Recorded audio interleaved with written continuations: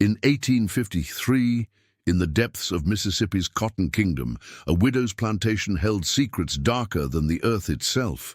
When Eleanor Whitmore inherited Hollow Creek Plantation after her husband's sudden death, she made decisions that would echo through generations, burying the enslaved beneath the very floors her children walked upon.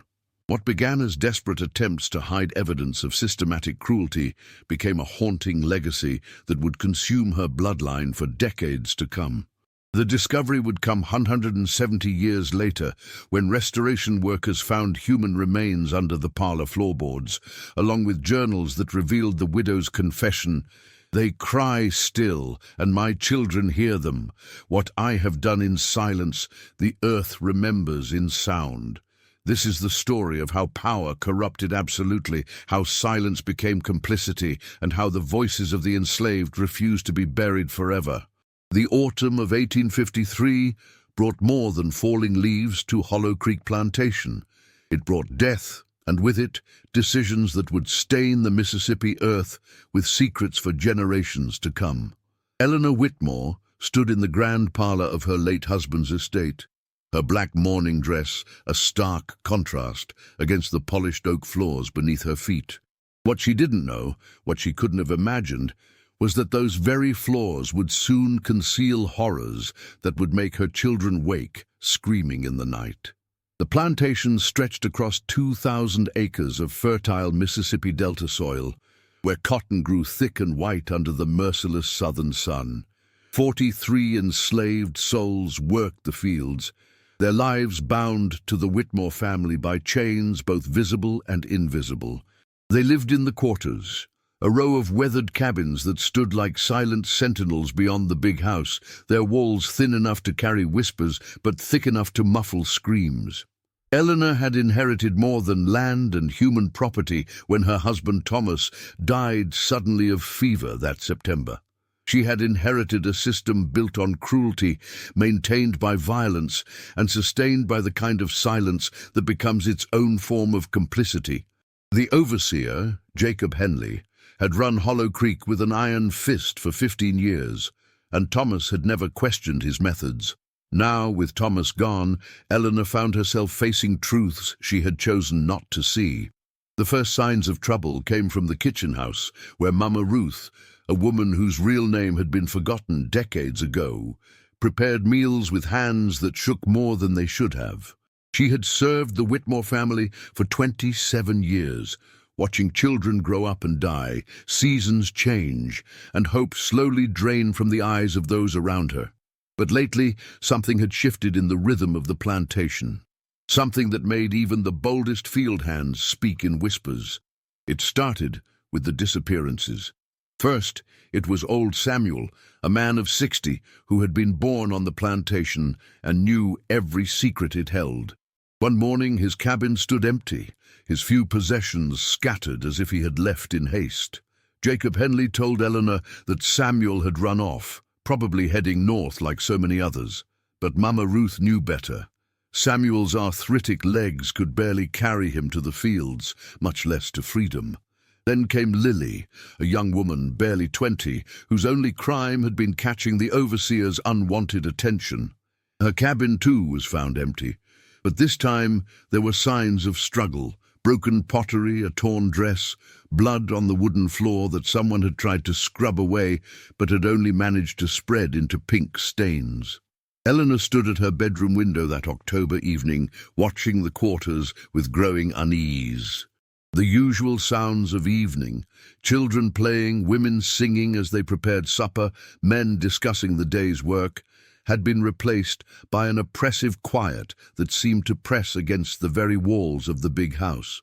Even her own children, 8-year-old Margaret and 10-year-old James, had begun asking questions she couldn't answer. Why had Lily stopped bringing their morning milk? Where was old Samuel, who used to tell them stories about the old days? The plantation records, kept meticulously in Thomas's study, told a different story than the one Jacob Henley presented each evening. According to the ledgers, Hollow Creek still housed 43 enslaved people, but Eleanor could count only 37 figures moving through the quarters at evening mealtime. 6 people had vanished from the official records without a trace, their names simply scratched out with India ink, as if they had never existed at all. That night, as autumn wind rattled the windows of the big house, Eleanor made a decision that would haunt her family for generations. She called Jacob Henley to her husband's study, where the oil lamps cast dancing shadows on the walls, lined with law books and plantation journals. The conversation that followed would never be recorded in any official document, but its consequences would seep into the very foundation of Hollow Creek like blood into thirsty earth. "Mr. Henley," Eleanor began, her voice steady despite the trembling in her hands, "I need to know what has happened to our missing property." She used the word deliberately, the way she had been taught. Enslaved people were property, not persons, and property could be disposed of without explanation. But even as she spoke the words, something inside her recoiled at their coldness. Jacob Henley was a man carved from Mississippi clay and hardened by years of violence. His eyes held no warmth, no humanity. Only the calculating gaze of someone who had learned to see people as things to be managed, controlled, and when necessary, eliminated. "Mrs. Whitmore," he said, removing his hat in a gesture of false respect, "sometimes property becomes problematic. When that happens, a wise owner takes steps to protect their investment." The words hung in the air, like smoke from a funeral pyre. Eleanor understood their meaning, even as her mind refused to fully accept it. The missing enslaved people weren't missing, they were dead. And Jacob Henley, acting on his own authority or perhaps with her late husband's silent approval, had made them disappear. The question now was what to do with this terrible knowledge, and how to protect her children from a truth that could destroy them all. Outside, the October wind grew stronger, rattling the shutters and sending leaves skittering across the veranda like whispered warnings. In the quarters, 37 people lay awake in their narrow beds, listening to sounds that seemed to come from beneath the earth itself. Voices calling names that no longer appeared in any ledger, songs that had been silenced but somehow continued to echo in the darkness. The reckoning that would come to Hollow Creek Plantation had already begun, though Eleanor Whitmore wouldn't understand its true nature until it was far too late. Chapter 2. The Overseer's Confession. The grandfather clock in the Whitmore parlor struck midnight as Eleanor faced the truth that would reshape her understanding of everything she thought she knew about her own home. Jacob Henley sat across from her in Thomas's leather armchair, his weathered hands folded calmly in his lap, as if discussing the weather rather than confessing to murder.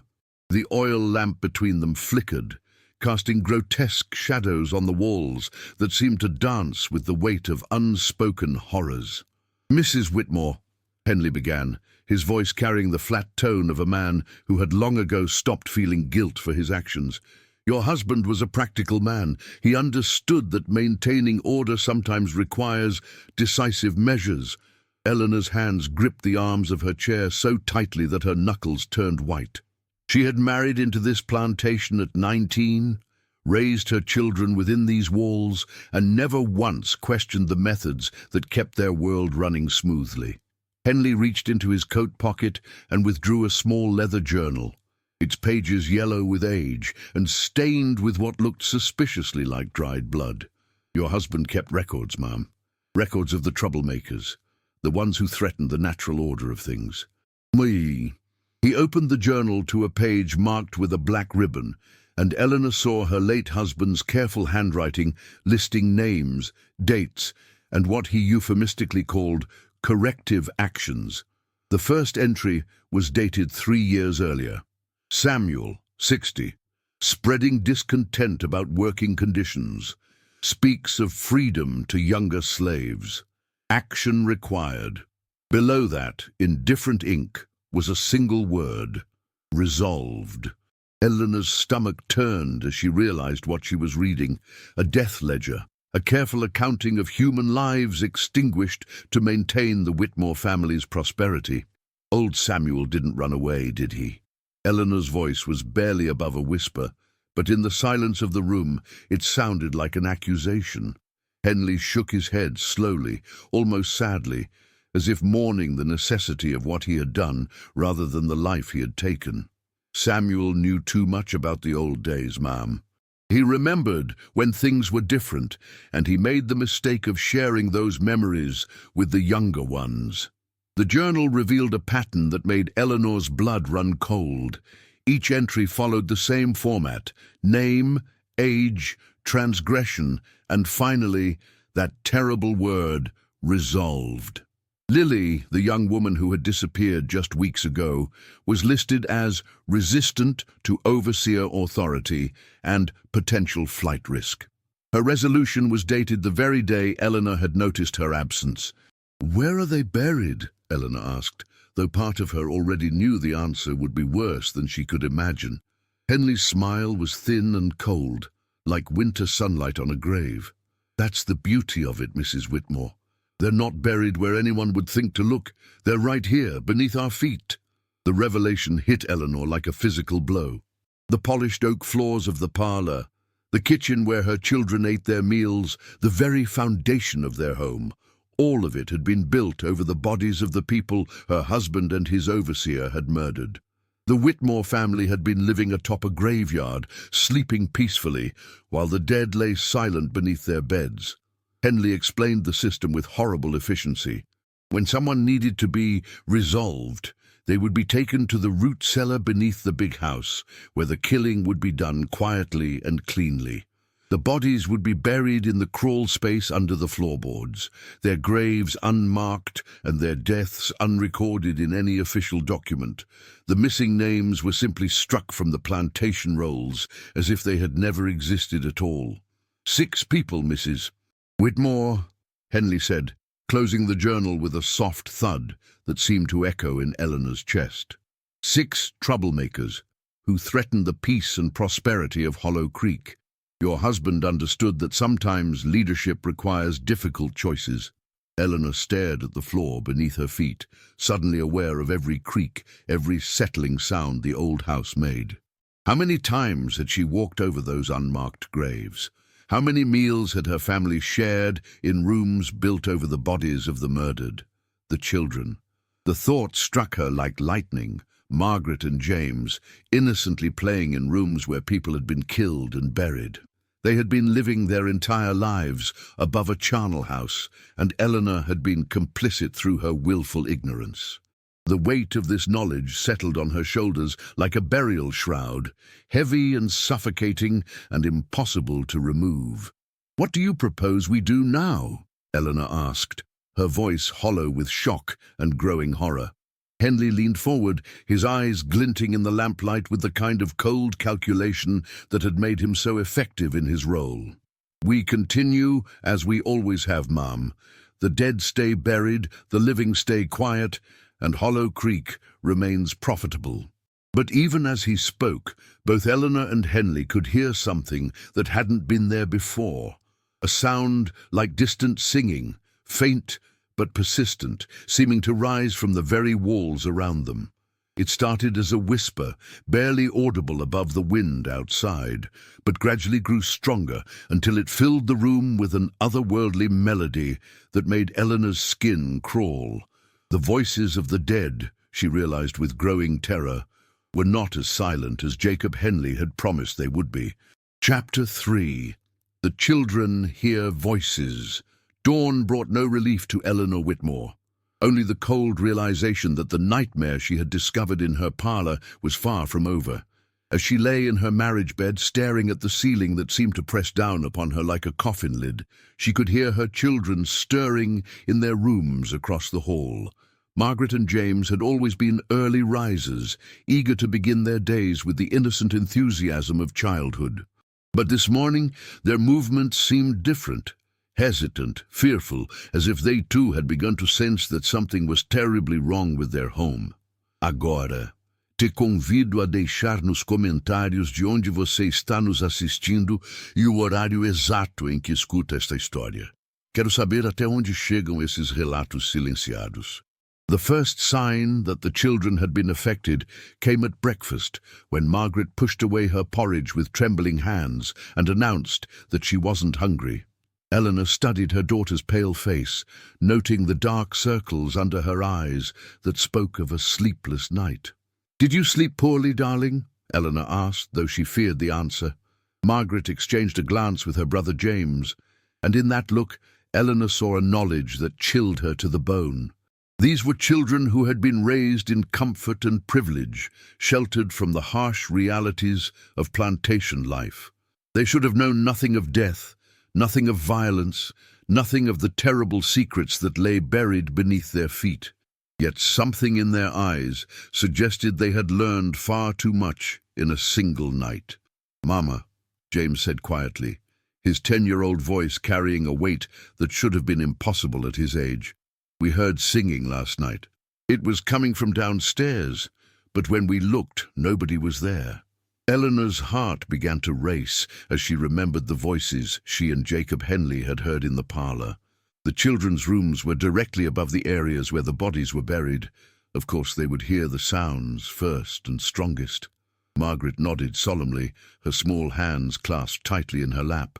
"It wasn't like the songs the field hands sing, Mama. This was different, sadder, and it sounded like it was coming from underneath the house." Eleanor forced herself to smile, though she could feel her facial muscles fighting against the expression. "You must have been dreaming, sweetheart. Old houses make all sorts of sounds at night." But even as she spoke the words, Eleanor knew they were hollow comfort. The children had heard what she had heard, the voices of the dead refusing to stay silent despite their unmarked graves. The question now was how long she could maintain the pretense that everything was normal, and what would happen when that pretense finally crumbled. Throughout the morning, Eleanor watched her children with growing alarm. They moved through the house differently now, avoiding certain rooms and speaking in whispers when they had to pass through the parlor or dining room. Margaret refused to play in the front sitting room, claiming it felt too cold, while James insisted on staying close to the windows, as if he needed to see the outside world to feel safe. The enslaved people who worked in the big house noticed the change as well. Mama Ruth, who had been caring for the Whitmore children since they were babies, approached Eleanor with obvious concern etched on her weathered face. "Miss Eleanor," she said quietly, using the familiar address that spoke of decades of shared history, "the children ain't themselves today. They keep asking me about voices, about people who ain't there no more." Eleanor felt a chill run down her spine as she realized the implications of Ruth's words. If the children were asking about people who ain't there no more, it meant they weren't just hearing random voices. They were hearing specific individuals, people who had once lived and worked at Hollow Creek. The dead, it seemed, were not content to remain anonymous in their unmarked graves. That afternoon, as Eleanor sat in her bedroom trying to make sense of the horrific situation she found herself in, she heard Margaret crying in the nursery next door. When she went to investigate, she found her 8-year-old daughter standing at the window, tears streaming down her cheeks as she stared out at the quarters. "What's wrong, my darling?" Eleanor asked, kneeling beside her daughter and following her gaze. Margaret pointed toward the row of slave cabins, where the remaining 37 enslaved people were going about their daily routines. "Lily used to wave at me from that window every morning," Margaret whispered. "But she's not there anymore, and now I hear her voice calling my name at night." The words hit Eleanor like a physical blow, confirming her worst fears. Margaret had known Lily personally, had perhaps even formed the kind of innocent childhood attachment that crossed racial lines before society taught children that such connections were forbidden. Now that innocent connection had become a supernatural tether, binding the living child to the dead woman through bonds that death itself could not sever. Eleanor gathered her daughter in her arms, feeling the small body tremble with fear and confusion. How could she explain to a child that the woman she had known and liked was dead, murdered by the overseer, and buried beneath their home? How could she make Margaret understand that the voice she heard calling her name was the spirit of someone who had been killed to maintain their family's prosperity? As the sun set over Hollow Creek Plantation, Eleanor stood at her bedroom window watching the quarters grow quiet for the night. In a few hours, the voices would begin again, the singing, the calling, the whispered names that carried on the wind like prayers or curses. Her children would lie awake in their beds, listening to the dead speak from their unmarked graves, and Eleanor would have to pretend that everything was normal. But normalcy, she was beginning to understand, was a luxury that Hollow Creek Plantation had forfeited the moment the first body was buried beneath its floors. The dead would not stay silent, and the living would have to learn to exist with the consequences of choices they had never made, but could no longer escape. Chapter 4. The Quarters Know the Truth. The moon hung like a pale eye over Hollow Creek Plantation as Eleanor made a decision that would forever change her understanding of the world she inhabited. Unable to sleep for the third consecutive night, haunted by her children's increasingly disturbed behavior and the persistent sounds that seemed to rise from the very foundation of her home, she wrapped a shawl around her shoulders and stepped out onto the veranda. For the first time in her adult life, Eleanor Whitmore was going to walk to the quarters after dark. The journey across the plantation grounds felt like crossing into another country. The big house, with its grand columns and manicured gardens, represented one world, a world of privilege built on the systematic exploitation of human beings. The quarters, with their rough-hewn cabins and bare earth yards, represented another, a world of survival, resistance, and secrets that the big house could never fully comprehend. As Eleanor approached the row of slave cabins, she could see faint lights flickering through cracks in wooden walls. The enslaved community was awake, and from the low murmur of voices carrying on the night air, she could tell they were engaged in the kind of conversation that would never take place during daylight hours. These were the discussions that happened after the overseer retired to his quarters, after the master and mistress were safely locked away in the big house. Conversations about survival, about truth, and about the dead who refused to stay buried. Eleanor hesitated at the edge of the quarters, suddenly aware of how inappropriate her presence was. She was violating an unspoken boundary that had existed for as long as Hollow Creek had operated as a plantation. White owners didn't venture into the quarters at night, unless something was terribly wrong. But something was terribly wrong, and Eleanor was beginning to understand that the enslaved community might be her only source of truth in a world built on lies. She approached Mama Ruth's cabin, where light seeped through the gaps in the shutters and voices could be heard in urgent, whispered conference. Eleanor knocked softly on the wooden door, and the conversation inside immediately ceased. After a long moment, the door opened to reveal Ruth's weathered face, her eyes wide with surprise and something that might have been fear. "Miss Eleanor," Ruth whispered, glancing quickly over Eleanor's shoulder to make sure she hadn't been followed. "What you doing out here this time of night?" Behind Ruth, Eleanor could see other figures in the dim cabin. Field hands and house servants gathered around a small table, their faces grave with the weight of whatever they had been discussing. "I need to know the truth, Ruth," Eleanor said, her voice barely audible but carrying a desperation that couldn't be disguised. "About the people who are missing, about what Jacob Henley has done, about why my children hear voices in the night." Ruth studied Eleanor's face for a long moment, as if trying to determine whether this was a trap or a genuine plea for help. Finally, Ruth stepped aside and gestured for Eleanor to enter the cabin. The interior was sparse but clean, with a few simple furnishings and the kind of carefully maintained dignity that spoke of people determined to preserve their humanity despite impossible circumstances. The other occupants, Eleanor recognized Moses from the fields, Sarah from the kitchen, and old Peter who tended the horses, watched her with expressions ranging from suspicion to outright hostility. "These folks been talking about things that concern all of us," Ruth said carefully, settling into a chair made from rough planks and rope. "Things that been happening on this plantation that ain't right, ain't natural." Eleanor took the seat Ruth offered her, acutely aware that she was the only white person in a room full of people who had every reason to hate and distrust her. Moses, a tall man whose scarred hands spoke of decades of hard labor, leaned forward in his chair and fixed Eleanor with a steady gaze. "Miss Eleanor, we know you hear them voices in that big house. We know your children crying at night, asking about folks that ain't supposed to be gone." His voice carried no accusation, only a weary recognition of shared suffering that transcended the artificial boundaries of race and class. Sarah, who had worked in the Whitmore kitchen for 15 years, spoke next. "We been knowing about old Samuel, about Lily, about all the others that Jacob Henley made disappear. We seen the fear in their eyes before they was taken, and we heard the sounds from underneath that big house where you live."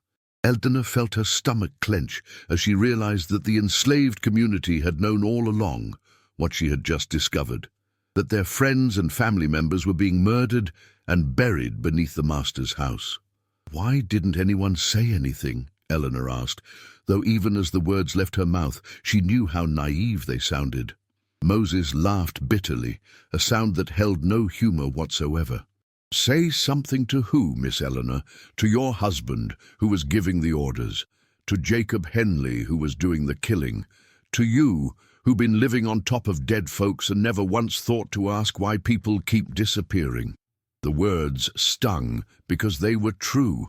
Eleanor had been willfully blind to the horror happening beneath her own roof, content to enjoy the privileges that came from owning other human beings without questioning the methods used to maintain that ownership. She had been as complicit in the murders as if she had wielded the weapons herself. Old Peter, who had been silent until now, finally spoke in a voice cracked with age and sorrow. "Them spirits ain't gonna rest, Miss Eleanor. They're going to keep calling out till somebody acknowledges what was done to them, till somebody speaks their names and tells their stories." Eleanor felt a chill run through her as she understood the implication. The haunting of Hollow Creek Plantation was not a temporary phenomenon, but a permanent reckoning that would continue until justice was somehow served. As Eleanor prepared to leave the cabin and return to her haunted house, Ruth took her arm gently but firmly. "Miss Eleanor, them children of yours, they got something special. They hearing what needs to be heard, feeling what needs to be felt. Don't try to make them stop listening, because the dead got stories that need telling." Eleanor nodded, though she had no idea how she would explain to Margaret and James that their home was built on graves and their family's prosperity was rooted in murder. The walk back to the big house felt longer than the journey out, weighted with the knowledge Eleanor now carried. Behind her, she could hear the resumed murmur of voices from the quarters, the enslaved community continuing their vigil, their witness, their remembrance of the dead who could not speak for themselves. Ahead lay the grand house where her children waited, innocent victims of a legacy they had inherited but never chosen. As Eleanor climbed the steps to her veranda, she could already hear the faint sound of singing beginning to rise from beneath the floorboards. The nightly chorus of the dead was starting again, and this time Eleanor understood that she would have to listen, not just to the voices, but to the stories they were trying to tell. Chapter 5. The Overseer's Last Stand. Jacob Henley had ruled Hollow Creek Plantation with an iron fist for 15 years, but as he sat in his quarters on a cold November morning in 1853, he could feel that authority slipping away like sand through his fingers. The voices from beneath the big house had grown stronger each night, and with them had come something he had never experienced before in his brutal career. Doubt. Not moral doubt about the rightness of his actions, but practical doubt about his ability to maintain control over a situation that seemed to be spiraling beyond human comprehension. Eleanor's late-night visit to the quarters had not gone unnoticed. Henley maintained a network of informants among the enslaved population, people who reported unusual activities in exchange for small privileges or protection from his wrath. When word reached him that the mistress had spent over an hour in Mama Ruth's cabin, engaged in what appeared to be serious conversation, he knew that his carefully constructed system of control was beginning to crumble. The overseer stood at his window, watching the morning activities in the quarters with eyes that missed nothing.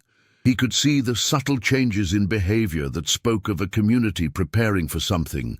The way conversations stopped when he appeared, the manner in which eyes avoided his gaze, the careful coordination of movements that suggested plans being made beyond his knowledge or control. After 15 years of reading the signs of rebellion, Henley knew that Hollow Creek was sitting on a powder keg that could explode at any moment. What disturbed him most was not the possibility of open revolt. He had dealt with that before, and violently, but the strange phenomena that had begun to affect the plantation since the voices started. Animals refused to enter certain areas of the big house, dogs howled at empty rooms, and even his most trusted informants spoke in whispers of supernatural occurrences that defied rational explanation. Henley was a practical man who believed in force and fear as tools of control, but he had no weapons against ghosts. The breaking point came when Eleanor summoned him to the parlor for what she called a discussion about future arrangements.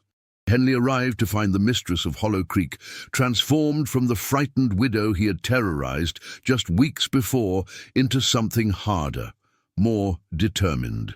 She sat behind her late husband's desk with the murder journal open before her, its pages serving as damning evidence of crimes that could hang them both. "Mr. Henley," Eleanor began, her voice steady despite the magnitude of what she was about to propose, "I have been thinking about our situation, and I believe it's time for some changes at Hollow Creek." The overseer studied her face carefully, looking for signs of the weakness he had exploited so successfully in the past.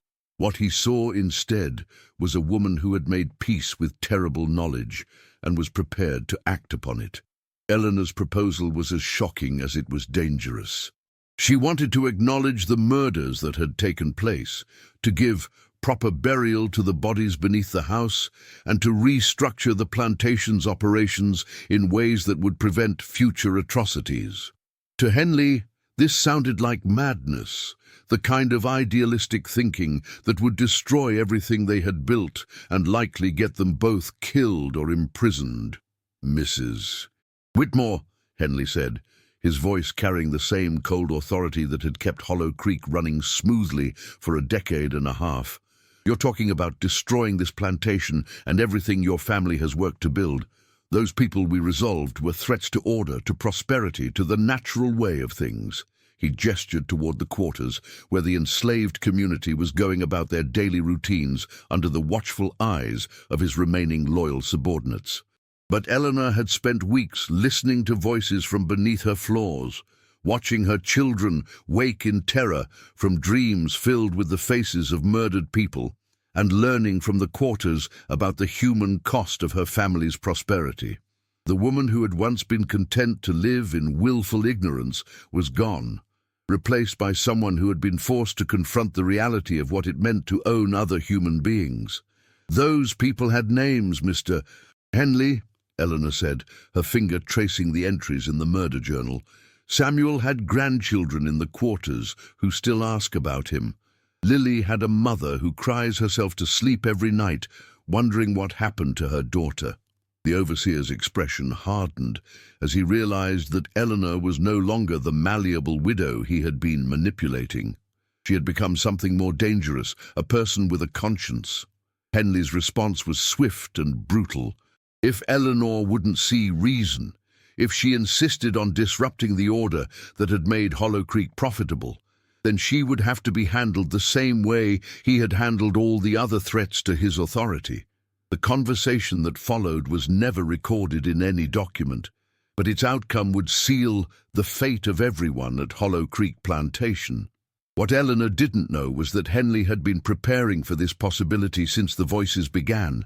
He had identified allies among the enslaved population, people so broken by years of violence that they would do anything to avoid becoming targets themselves. He had stockpiled weapons and made arrangements with neighboring plantations for support, if needed. Most importantly, he had decided that if Hollow Creek couldn't continue as it always had, then it wouldn't continue at all. As Eleanor left the parlour that day, convinced that she had made her position clear and that changes would begin immediately, Jacob Henley sat alone with the murder journal and made plans for one final resolution. The voices from beneath the floorboards seemed to grow louder as darkness fell, as if they sensed that the reckoning they had been calling for was finally at hand. What none of them could have anticipated was the form that reckoning would ultimately take, or the price that everyone at Hollow Creek would pay for the secrets buried beneath their feet. Chapter 6. The Night of Reckoning. December 15th, 1853, began like any other winter day at Hollow Creek Plantation, but as darkness fell over the Mississippi Delta, it became clear that this night would be unlike any other in the plantation's bloody history. Eleanor had spent the day making arrangements for what she hoped would be a new beginning. She had written letters to neighboring plantations inquiring about employment for Jacob Henley elsewhere, drafted plans for proper burials for the murdered enslaved people, and even composed what amounted to a confession of the crimes committed on her property. What she didn't know was that her overseer had been making plans of his own. Se esta história já te prendeu, deixa o like.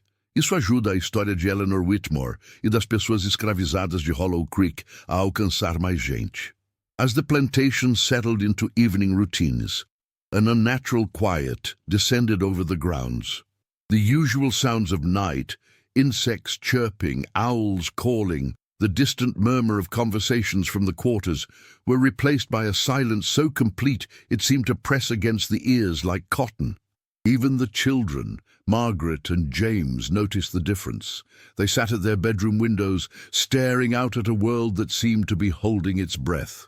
Jacob Henley made his move at midnight, when the plantation was supposed to be asleep, but when the voices from beneath the big house were at their strongest.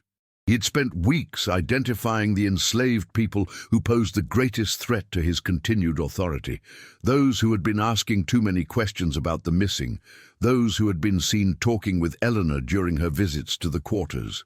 His plan was simple and brutal: eliminate the troublemakers, dispose of Eleanor and her children, and claim that they had all been killed during a slave revolt that he had heroically attempted to suppress. What Henley hadn't anticipated was that the enslaved community at Hollow Creek had been making plans of their own. Months of living with the knowledge that their friends and family members were being murdered and buried beneath the master's house had created a unity of purpose that transcended the usual divisions of field hands versus house servants, young versus old, men versus women. They had been waiting for the right moment to act, and Henley's midnight raid provided exactly the catalyst they needed. The first sign that something was wrong came when Henley's most trusted lieutenants failed to appear at the designated meeting place behind the overseer's quarters. These were men who had helped him carry out the murders, who had been rewarded for their complicity with small privileges and protection from his violence. Their absence should have warned him that his network of control had been compromised, but Henley was so convinced of his own authority that he pressed forward with his plan. Eleanor was awakened by the sound of breaking glass from somewhere in the big house. She sat up in bed, listening intently as footsteps moved through the rooms below, heavy, deliberate steps that didn't belong to any of the house servants. Her first thought was of her children, and she was halfway to their rooms when she heard Jacob Henley's voice calling her name from the parlour. "Mrs. Whitmore!" The overseer's voice carried up the stairs with a tone that made Eleanor's blood run cold. "I think it's time we had a final discussion about the future of Hollow Creek." Eleanor grabbed a shawl and made her way downstairs, her heart pounding as she realized that whatever was happening, it was far more serious than a simple late-night conversation. The parlour had been transformed into something from a nightmare. Henley stood in the centre of the room with a rifle in his hands, while around him lay the scattered contents of her late husband's desk, papers, ledgers, and most prominently, the murder journal that documented his crimes. But what truly horrified Eleanor was the sound coming from beneath the floorboards, not the usual whispered singing of the dead, but something stronger, more urgent, as if the voices were trying to warn her of immediate danger. "You've made things very difficult for me, Mrs. Whitmore," Henley said, his finger resting on the rifle's trigger as he studied Eleanor's face. "I had hoped we could continue working together, but your recent changes of heart have made that impossible." Eleanor realized with growing horror that she was looking at a man who had decided that murder was once again the simplest solution to his problems. What happened next would be remembered by the survivors of Hollow Creek for the rest of their lives. As Henley raised his rifle to end Eleanor's life, the floorboards beneath their feet began to buckle and crack, as if something powerful was trying to break through from below. The voices of the dead rose to a crescendo that seemed to shake the very walls of the house, and for a moment both Eleanor and Henley stood frozen by the supernatural display of force.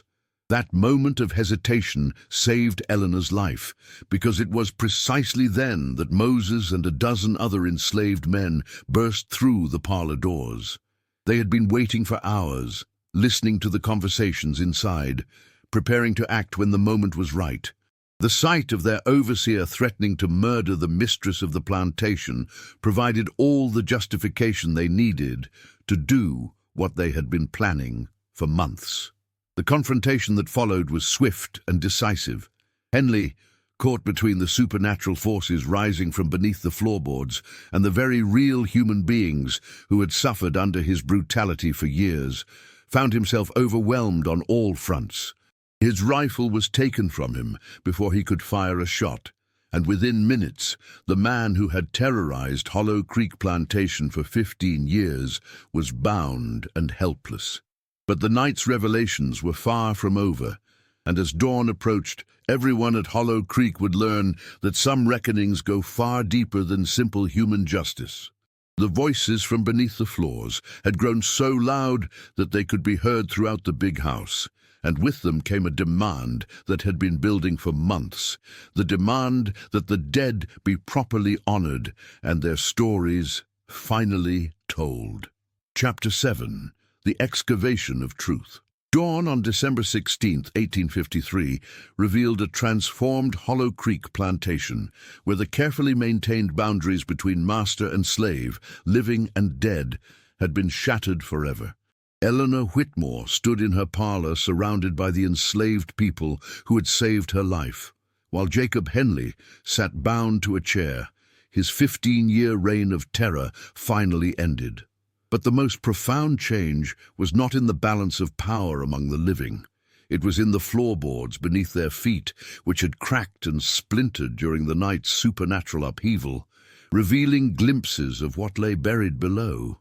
The voices that had haunted the plantation for months had reached a crescendo during the confrontation with Henley, and now they demanded acknowledgement in a way that could no longer be ignored. Moses, who had emerged as the natural leader of the enslaved community's rebellion, stood over the damaged floorboards with a crowbar in his hands, waiting for Eleanor's permission to do what everyone knew had to be done. The dead of Hollow Creek were ready to be seen, and the living would have to find the courage to look upon them. Eleanor nodded her consent, and Moses began the grim work of prying up the floorboards. What they found beneath would haunt everyone present for the rest of their lives, not just because of the physical horror of 6 bodies buried in shallow graves beneath the foundation, but because of what those bodies represented. These were people who had lived and worked at Hollow Creek, who had families and hopes and dreams, who had been murdered not for any crime, but simply for asserting their basic humanity. The first body they uncovered was old Samuel, the 60-year-old man whose only crime had been remembering better days and sharing those memories with younger enslaved people. His remains were wrapped in a burial shroud that had been torn from his own bedding, and beside him lay a small wooden cross that someone, probably Samuel himself, had carved as a final act of faith. The sight of that crude cross, buried with a man in an unmarked grave beneath his master's parlor, moved even the hardest hearts among the group. Lily was found next, the young woman whose disappearance had first alerted Eleanor to the horrors taking place in her own home. She had been buried with a letter clutched in her hand, a message she had apparently been trying to send to her mother in the quarters when Henley killed her. When Moses carefully unfolded the paper, they found a simple but heartbreaking message. "Mama, he says I got to come with him tonight. If I don't come back, remember I love you, and I ain't never stopped fighting." Each body told a story of resistance and courage in the face of overwhelming brutality. There was Rebecca, a woman who had been teaching other enslaved people to read in secret. There was Joshua, a young man who had been caught planning an escape route to the north. There was little Tom, barely 16, whose crime had been refusing to inform on his friends when Henley demanded names of potential troublemakers. All of them had been murdered, not for rebellion, but for maintaining their dignity and humanity in a system designed to strip both away. As the excavation continued, Eleanor's children, Margaret and James, appeared at the top of the stairs, drawn by the commotion and the voices that had been calling to them for months. Eleanor's first instinct was to send them away, to protect them from the horror being revealed in their own home. But Ruth, who had cared for these children since birth, placed a gentle hand on Eleanor's arm. "Miss Eleanor," Ruth said quietly, "these children been hearing these folks' voices for months now. They got a right to see who been calling to them, to understand what this place really is." Eleanor looked at her son and daughter, seeing in their young faces a solemnity that spoke of premature understanding, and realized that Ruth was right. The children of Hollow Creek needed to witness this reckoning if they were ever to understand the true cost of their family's prosperity. Margaret and James descended the stairs, hand in hand, their eyes wide but unafraid as they approached the excavation site. When they saw Lily's body, Margaret began to cry, not from fear, but from recognition and grief. "She used to sing to me when I was little," the 8-year-old whispered. "She had the prettiest voice, and she always smiled when she saw me at the window." The connection between the living child and the murdered woman represented everything that was tragic about Hollow Creek. Innocence destroyed by a system that demanded the dehumanization of some for the comfort of others. As the mourning progressed and all 6 bodies were recovered, the assembled group faced a question that would determine the future of everyone at the plantation. What to do with Jacob Henley, whose crimes were now literally laid bare for all to see. The murdered enslaved people deserved justice, but in 1853, Mississippi, there was no legal system that would prosecute a white overseer for killing black people, regardless of the evidence. The justice would have to come from within the community itself. Moses and the other men looked to Eleanor for guidance, recognizing that while the power dynamics at Hollow Creek had shifted dramatically, she was still legally the owner of the plantation and responsible for its operations. Eleanor stared down at the 6 bodies that represented the foundation of her family's wealth and comfort, feeling the weight of complicity settle on her shoulders like a burial shroud. Whatever happened next would define not just the future of Hollow Creek, but the moral legacy she would leave to her children. The voices from beneath the floorboards had finally been heard, the dead had been acknowledged, and their stories had been revealed. But the reckoning that had begun with supernatural whispers would have to be completed by the living, and the choices they made in the next few hours would echo through generations.